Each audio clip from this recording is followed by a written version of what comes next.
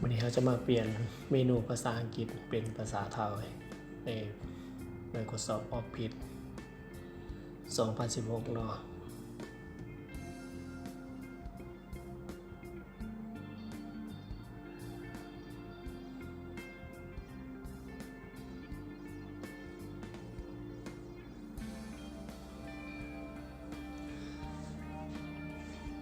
ตามปกติแล้ว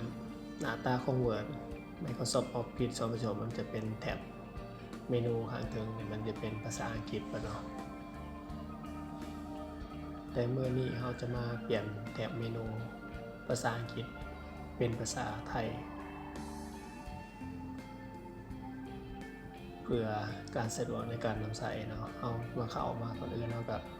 เข้ามาที่เมนูไฟล์เนาะเลื่อนเข้ามาที่ Option นะครับกดเข้าไปที่ Option เลื่อนเข้ามาแท็บที่หานี่เนาะ Language ภาษาเนาะกดเข้าไป1 บาทจะมีกล่องข้อความตัวนี้เนาะมันจะมีภาษาอังกฤษเนาะถ้าว่าเราเพิ่มภาษาไทยภาษายังเข้าไปเนี่ยมันจะขึ้นไปกรณีแม่นเฮายังบ่ได้ทันได้เพิ่มเนาะเราก็จะมาเข้า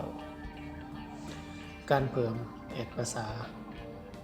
ด้วยตัวนี้เนาะเข้าไปที่ Install App Language office.com คลิกเข้าไปเลยเนาะกดเข้าไปนะมันก็จะมีให้เลือกหลายภาษาเนาะในกรณีเราจะเลือกภาษาไทยเมื่อเราเลือกได้แล้วเนาะภาษาไทย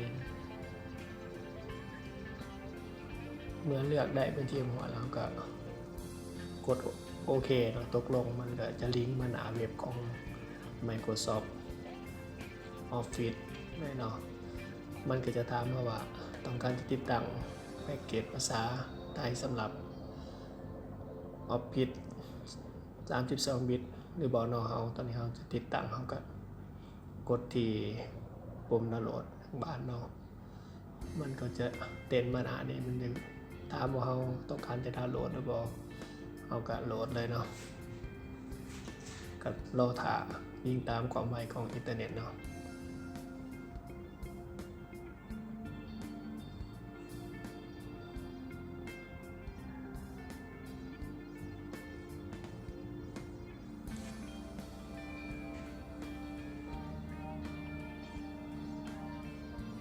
เมื่อดาวน์โหลดแล้วเราก็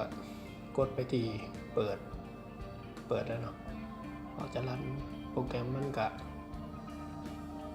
กำลังเตรียมความพร้อมก็รอกดไปที่ตัวนี้เนาะมันถามเราว่าเราจะปิด Word ที่เราเปิดเมื่อกี้ไปหรือเปล่าก็ต้องปิดเนาะเพราะมันจะทำการรีเซ็ตภาษากดไปเลยเนาะเราก็จะรออาจจะใช้เวลาโดนเติมเนาะยิ่งตามความไวของอินเทอร์เน็ตเนาะเพราะมันจะทำการดาวน์โหลดรอจนมันฮอด 100% แล้วเนาะ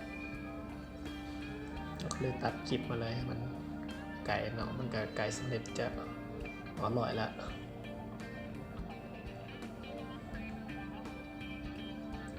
เพื่อมัน